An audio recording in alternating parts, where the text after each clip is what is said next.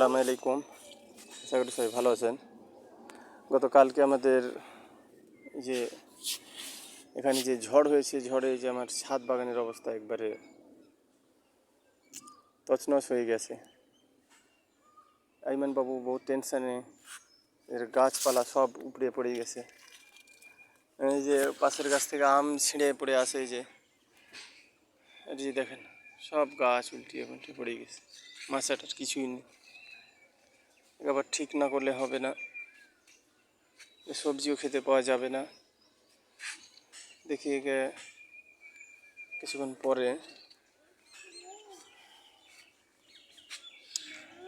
এবারে কী হালাত হয়েছে দেখেন। করলা গাছটাও লাল হয়ে গেল। আসলে একটু সাহার দেওয়া হয়েছিল, মূলত সাহারের কারণে গাছটা একটু লন্ডভন্ডর দিকে যাচ্ছে। বোঝা যাচ্ছে যেরকম বস্তা থেকেও কেউ যদি ছাদ বাগান করেন, বস্তাতে অথবা টবে যেটাতেই গাছ লাগান, এতে ইউরিয়া সার খুব কম প্রয়োগ। ইউরিয়া, ডিএপি বলতে গেলে জৈব সারের উপরে বেশিটা ভরসা রাখবেন, তাহলে আপনার গাছ কিছুই হবে না, গাছ খুবই ভালো থাকবে।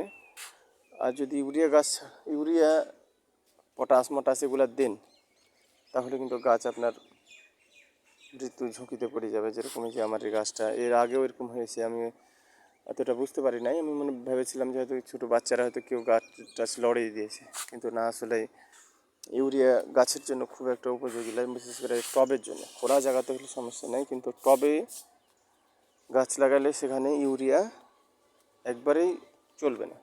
আপনি জৈব সার যত ভালো দিতে পারবেন, জৈব সার যত দিবেন, তত জিনিসটা ভালো থাকবে।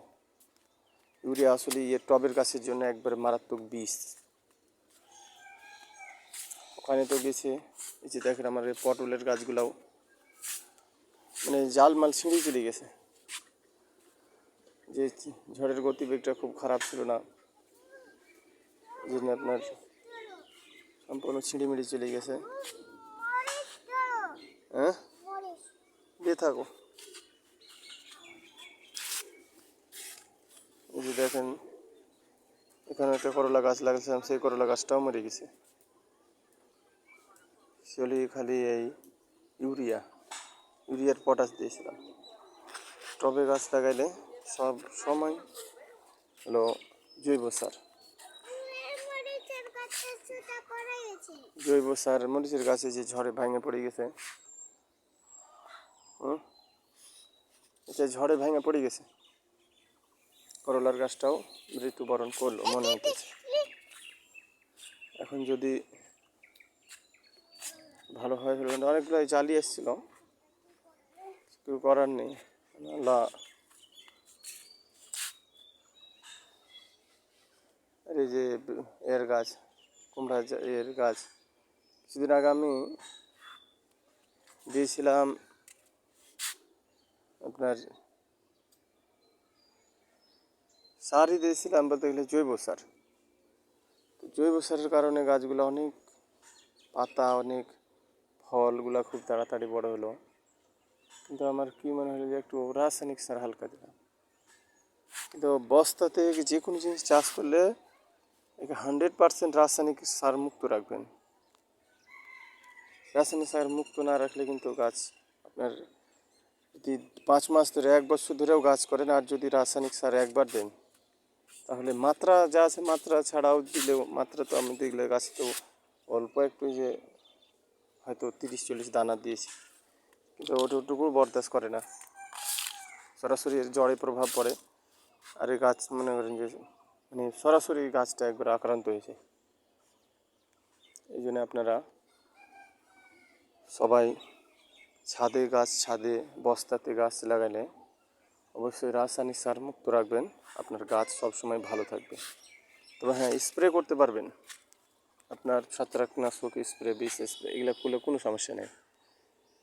স্প্রে করলে কোনো সমস্যা নেই, যে আপনার গাছে পোকাতে করে দিতেছে, ফল টল ফুড়িয়ে দিতেছে, সেই জন্য স্প্রে করেন, কোনো সমস্যা নেই। কিন্তু রাসায়নিক সার থেকে খুব দূরে থাকবেন, তাহলে আপনার বাগানে আর কোনো সমস্যা হবে না। যে নিমের ডাল, এগুলো আমের গাছে বহুত আম আজকে গত দিনে ঝরে, বা এই বছর আমাদের চাঁপাইনবাবগঞ্জের, বিশেষ করে আমাদের এই এলাকাতে এটাই প্রথম ঝড়। আম অনেক পড়েছে, আর সেই প্রথম ঝড়ের কারণে আজকে আমাদের এই ছাদ বাগানের এই অবস্থা, সব টালমাটাল হয়ে গেছে। এই যে দেখেন, বিশেষ করে এই জায়গাটায় সবচেয়ে ক্ষতিগ্রস্ত বেশি, মানে কোনো জায়গা খাড়ো হয়ে নাই। আর যেহেতু এটা নর্মালি খুব একটা পাক্কা করে ছিল না, এই জন্য আরও এটার ক্ষতি বেশি হয়েছে। তো যাই হোক, এটাকে ঠিক করবো ইনশাল্লাহ। এখন ঠিক করে আবার, যেহেতু এখান থেকে সবজি হয়েছিল, খাচ্ছিলাম, বাড়িতে করলা প্রচুর হইতেছিল, লাউ অনেকগুলা হয়েছে, আবার এটাকে ঠিক করে আবার লাউ করলা আবার ঠিক করে আবার খাবো। তো সবাই ভালো থাকবেন। আসসালামু আলাইকুম।